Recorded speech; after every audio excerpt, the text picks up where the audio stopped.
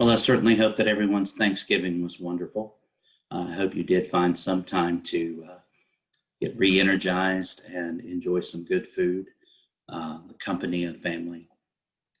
It's good to be back from the Thanksgiving break on this first Sunday of Advent. This is the first day in the Christian New Year, season of Advent, which are the 4 Sundays before Christmas.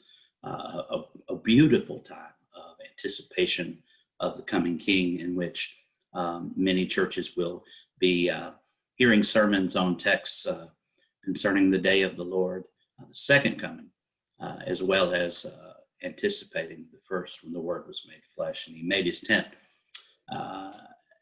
He put up his tent and he dwelt among us here. So it's an exciting time.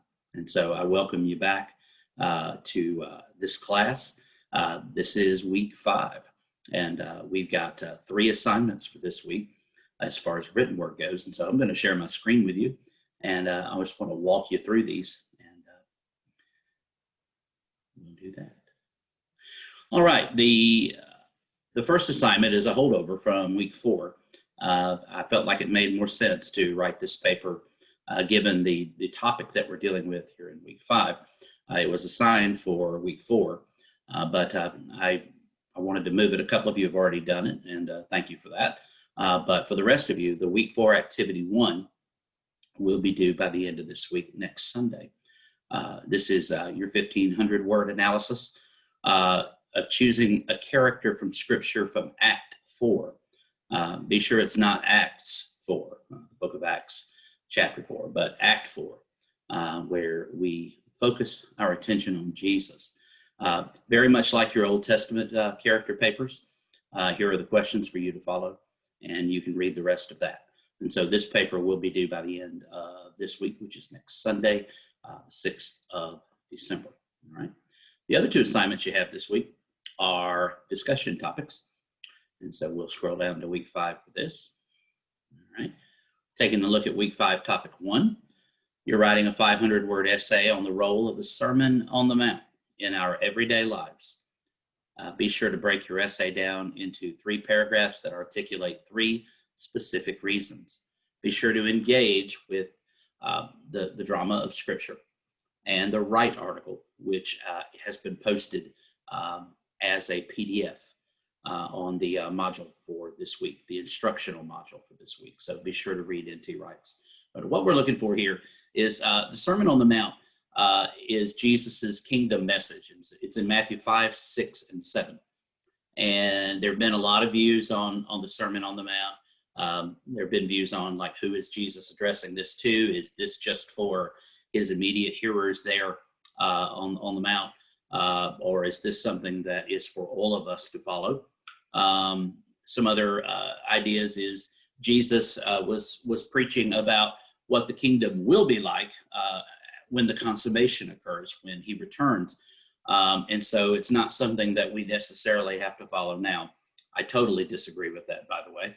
And then there are some that just flat ignore it and prefer the teachings of Paul over the teachings of Jesus, and refer more to the epistles of Paul, particularly Romans, as guidelines for the Christian life, more so than the Sermon on the Mount. Again, I totally disagree with that as well.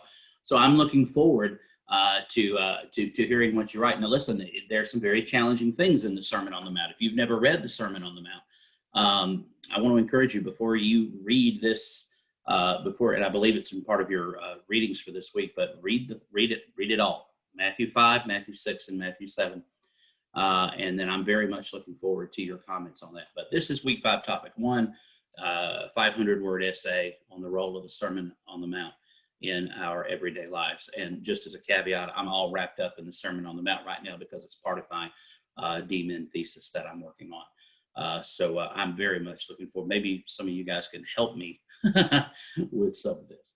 All right, let's move backwards now, and let's take a look at our week 5 topic number 2, and I'll let you go. Okay, it's another 500-word essay, and this is another really, really good one. I do like reading your work. I really do. I learn something every week. But this is a 500-word essay on why Jesus had to die. It's as simple as that. And it's as simple and as difficult as that. Again, break it up into 3 paragraphs that articulate 3 specific reasons. Now, don't write three paragraphs on substitutionary atonement. Some of you may not know exactly what that is, but you'll have to write 3 specific reasons. You can spend a paragraph on substitutionary atonement or whatever atonement theory you may subscribe to.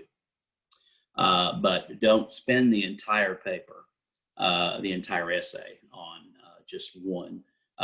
Give this some thought and articulate 3 specific reasons why he had to die. And I look forward to engaging with you on these this week. This is going to be really, really something this week. We're at the center of the Bible, the center of our lives, the center of creation, the Word made flesh. And it's an exciting week for this course. So I'm looking forward to reading your stuff. I think I've said that about 4 times. I'm just so glad to be back with you. So, hey, if you've got any questions or you need any help, a little bit better articulation on any of these 3 assignments this week, reach out to me at james.shelton@point.edu, or you can email me here in Canvas. I hope you have a wonderful, wonderful week. O come, Emmanuel, and ransom captive Israel. That is our song that we sing. Come, thou long expected Jesus, born to set thy people free. God bless you, and I look forward to hearing from you and getting to read your work this week. God bless.